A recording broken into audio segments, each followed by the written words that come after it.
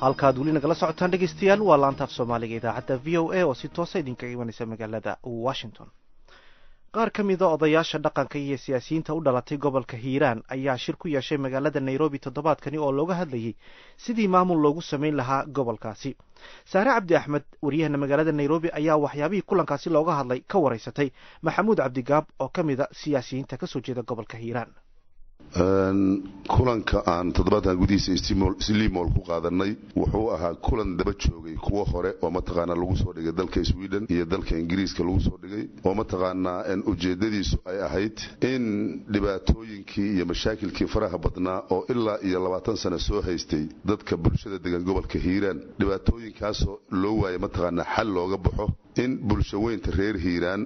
ay mataqaana u fakaraan nidaamkii looga bixi lahaa dhibaatadaas oo dheeraato 20 sano socotay oo dilka iyo dhaca iyo barakaca iyo balad isdaba joogta ahayd ujeedada kulanku noocaas ay ahayd wuxuuna ahaa kulan reer Hiiraan oo dhan 12 beelood oo gobolka Hiiraan degta ay ka soo qayb gashay si mataqaana si wada jir ah bal looga fakaro sidii loogu heli lahaa xal dhibaataan looga baxo inta aad raadinaysaan in Hiiraan gobolada kale ee dalka maamulka gooniya ay samaysato muudna ogeyn in dawlad ku meel gaar ah ay jirto oo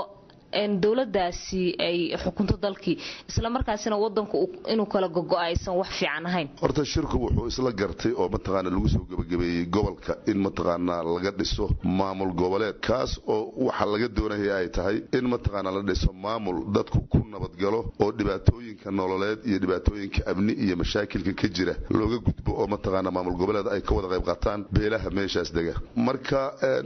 Hiiraan bulshada degan waa ogtahay in ay jirto dawlad dhexe oo Soomaaliyeed waa ognahay wax mataqaana shaki aan noogama jiro dawladda dhexe waa dawlad federaal ah dastuurkeedana waxa kamid ah dawladdaas dastuurkii lagu dhisay in maamul goboleedyo maadaama bulshadii Soomaaliyeed kala yaac iyo kala wareer iyo isdiid iyo aamin darro ay ka dhacdo dadkii is aamini waayay nidaamkan in maamul goboleedyo la dhiso si mataqaana confidence ama dadka mataqaana kalsoonida ugu soo laabato waa nidaam dawladda lagu dhisay oo shirkii dawladdan lagu aasaasay oo mataqaana Nairobi lagu soo guddoonsaday oo Soomaaliya ay ku soo guddoonsatay marka wax mataqaana kala googooyna ama dal kala gooyna ma aha nidaam dawladda la dhisay muxuu ahaa federaalka ay ogtahay weeye oo ay mataqaana kuba dhisan tahayba wax gooni u leexshay wax kala goonina midna ma aha maadaama aad ka dhawaajisay in ka badan 12 beelood ay degaan gobolkaasi Hiiraan ee bartamaha Soomaaliya bal waxaad ka warantaa gobolada dadka intaas la eg ee beelahaasi ah ma ka wada taliyeen ayaha gobolka oo maysaga yimaadeen mase beela gaar ah ayaa wato barnaamijkan waxa la doonayo waa inay ka wada taliyaan macnaheedu beeluhu waa wada degan yihiin waa wada nool yihiin waa mataqaana wax walba oo beelaha kale oo Soomaaliya dhaxmaray baa dhaxmaray waxa la doonayaa waxay tahay beelihii inay dib u heshiisiin rasmi ah gaaraan inay mataqaana ku walaaloobaan mataqaana maamul ay ku walaaloobaan oo maamul ay wada dhistaan oo ay raali ka wada yihiin oo kana wada muuqdaan oo ku wada jiraan meesha in laga sameeyo ujeedada dhanbaaba noocaas ay doon goormaad soo bilowdeen tallaabo qaadkan aad ku doonaysaan xilligan inaad maamul goboleed kaga yeegleeshaan gobolka Hiiraan horta fikradu ilaa muddo dheerba waa jirtay dawladda federaalka ka hor bay jirtay ilaa muddo dheerba waa jirtay ilaa iyo intii mataqaana maamul goboleedka Puntland la sameeyay oo kale iyo mataqaana kuwii ka dambeeyay galmudug iyo intii la sameeyay intaas oo dhan waa jirtay fikrada mataqaana maamul goboleed in la sameeyo laakiin inta laab loo qaado mashruucaas oo mashruucaas la isku day in miro dhal laga dhigo wuxuu soo bilowday oo ugu horeeyay shirka horeysay la qabtay bishii June 2010 qorshihiina haatan halkee buu marayaa qorshaheenu hadda wuxuu marayaa meel dhexe oo aad u wanaagsan waxa weeye markii mataqaana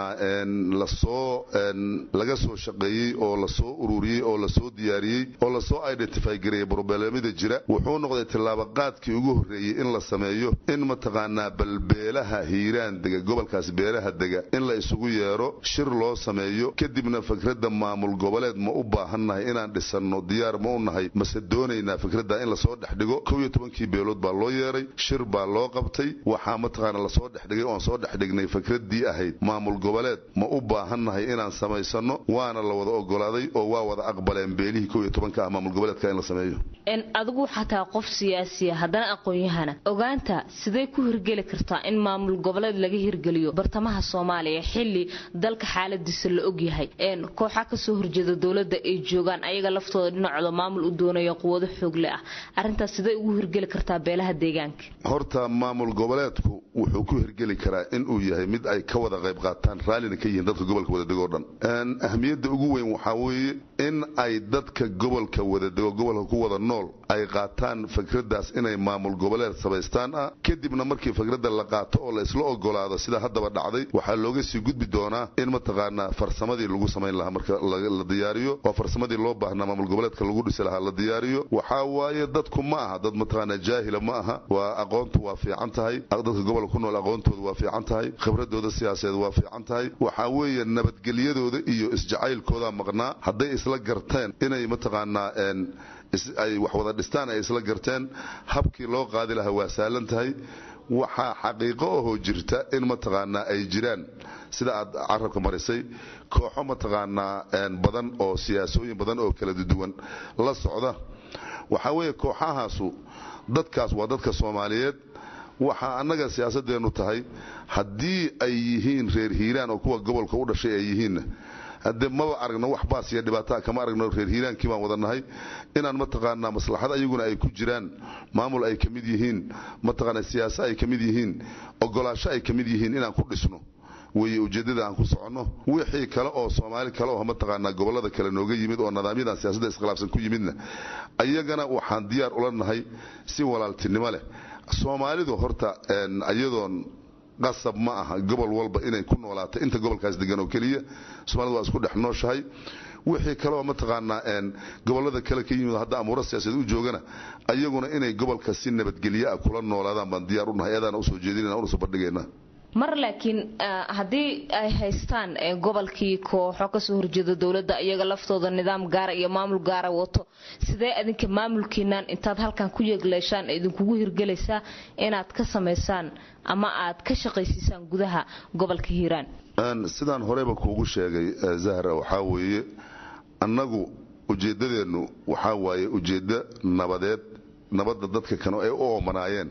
khaasatan bulshada degan gobolka Hiiraan nabadda ay 20 sano u oomanaayeen oo xaqana u leeyihiin in la helo oo nabadaas ay helaan oo ay ku seexdaan kuna noolaadaan kuna tabcadaan waxna ku bartaan horumarna ay ku gaaraan horumarka mataqaana ay xaq u leeyihiin ay ku gaaraan horta anaga ujeedadeenu caynkaas waaye ujeedadeenu ma aha inaan mataqaana inta qoriyo iyo xabado iyo madaafiic qaadano aan dadka ku ridno oo kuleena ujeedadeenu ma aha ujeedadeenu waa ujeedada nabadeed maxamuud cabdi gaab oo magaalada Nairobi ugu waramayay Sahra Cabdi Axmed